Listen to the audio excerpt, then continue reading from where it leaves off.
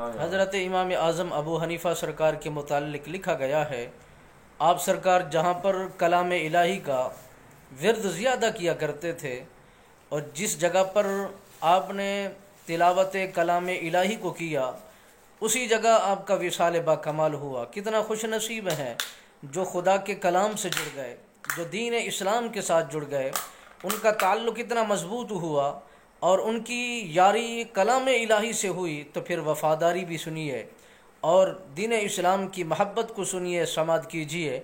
अज़ीज़ान गिरामी, जनाब सैयदना हज़रत इमाम आज़म अबू हनीफ़ा सरकार के मुताल्लिक़ फ़रमाया जाता है कि हज़रत इमाम आज़म अबू हनीफ़ा सरकार 61 मरतबा कुरान करीम की तिलावत माह मुबारक रमज़ानुल मुबारक में किया करते थे। दिन में एक ख़त्म और रात में एक ख़त्म, एक तरावी में ख़त्म किया करते थे। इसी तसलसल के साथ 61 ख़त्म रमज़ानुल मुबारक के अंदर आप फरमाया करते थे।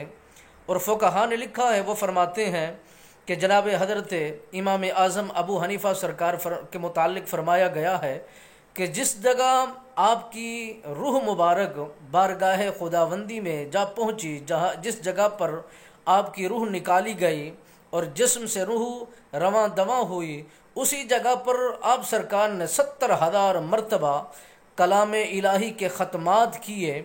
वहाँ पर बैठ बैठ कर अल्लाह के लारैब बेऐब किताब को बार बार तसलसल के साथ 70,000 मरतबा उसको पढ़ा।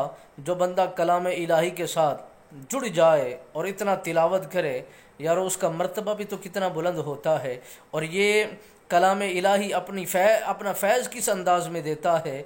और उनको जिस जगह पर मौत आई है, और मौत तो हर किसी को आनी है और हर किसी ने मौत का जायका लेना है, मगर वो कितना खुशबख्त हैं, खुश नसीब हैं जो दीन इस्लाम के साथ जुड़कर और महब्बत की मौत को लेते हैं और गले के अंदर उस मौत को डालते हैं और रूह अल्लाह के सपुर्द करते हैं।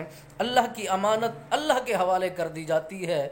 वो जगह कितना कीमती होगी और जिस जगह पर बार बार कलाम इलाही की तिलावत की गई होगी, वो जगह कितना मुबारक होगी, उसकी शान कितना ऊंची होगी। जहाँ पर तिलावत कलाम इलाही की जाती है तो अर्श के मलाइका उस जगह को ढांप लेते हैं। यारो, जहाँ पर इमाम आज़म अबू हनीफ़ा सरकार ने तिलावत की है, वहाँ पर खुदा की रहमत की बरसात कैसे होगी।